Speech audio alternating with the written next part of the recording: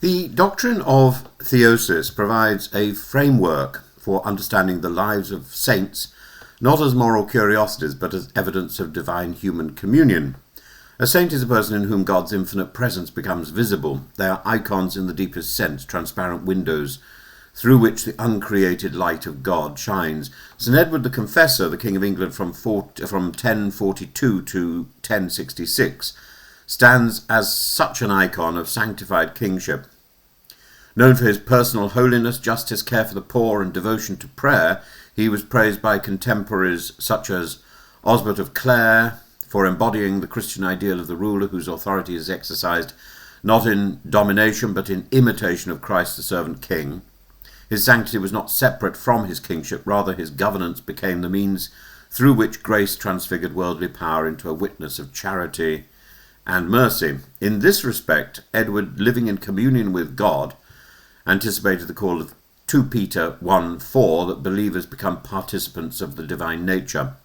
His life is an historical and spiritual example of Athanasius' principle, God became man, so that man might become God. Theosis is not abstract metaphysics, it's lived reality. St. Gregory Palamas reminds us that sanctity arises from the presence of God's energy in a person.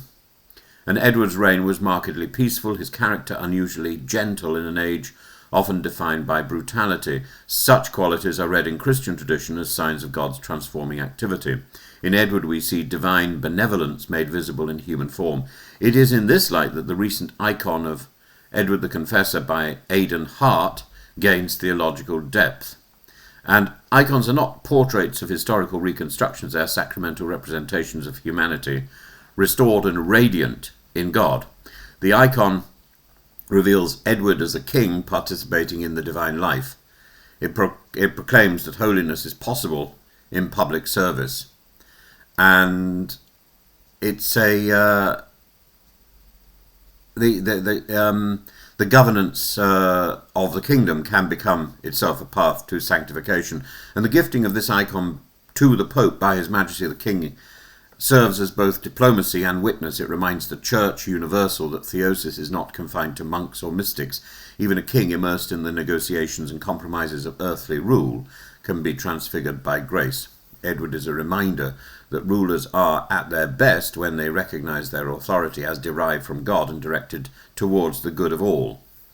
The veneration of Edward the Confessor in Westminster Abbey, the heart of English national identity, signals that England's Christian heritage cannot be separated from the belief that humanity is called to divine communion, English sanctity, at its most authentic, and places spiritual integrity above political cunning, truth above power, charity above ambition. This coheres fully with Palamas's vision of the divine energies perfecting human nature. And this really brings me to the idea of God as a concept, the attributes of God, the four especially foundational attributes: eternity, omniscience, infinity, and benevolence. And each of these affirms that God is not merely the greatest among beings, but being itself, the very ground of existence, and God without beginning and without end. Time is a creature, not a container for the Creator. In Psalm 92, Moses proclaims, "Before the mountains were brought forth, from everlasting to everlasting you are God." God is the one whose existence doesn't change or diminish. Augustine expresses this in the Confession, saying that God's life is not extended through time, but in a single perfect, unchanging act of being. God knows all things, not by observation, but as the source and sustainer of all that exists. Hebrews 4:13 says, "All are naked and open to the eyes of him to whom we must give account. There is no darkness, no interiority, no future uncertainty that lies outside divine knowledge." Gregory the Great calls divine knowledge simple, meaning entirely unified rather than piecemeal, because God knows by knowing himself. Infinitude is more than endless magnitude, and this is the one where theosis hinges, I think. It affirms that God is without limits in essence, presence, and power. Jeremiah 23:24 asks, "Do I not fill heaven and earth? Nothing can restrict God, and no place can exclude God." That attribute has a profound consequence. If God is everywhere, then God is present in every person, sustaining their existence at every moment, as Paul preaches in Acts 17:28, in him we live and move and have our being. This is not pantheism. God doesn't become the world. Rather, God is the cause and presence that enables everything to exist. The world participates in God without containing God. This is the truth. Theosis is a reality. It just needs to be recognized. 1 John 4:8 offers the bold formulation, God is love. Divine goodness is not occasional kindness, but essential self-giving. God creates from need and generosity. Need because God is everything.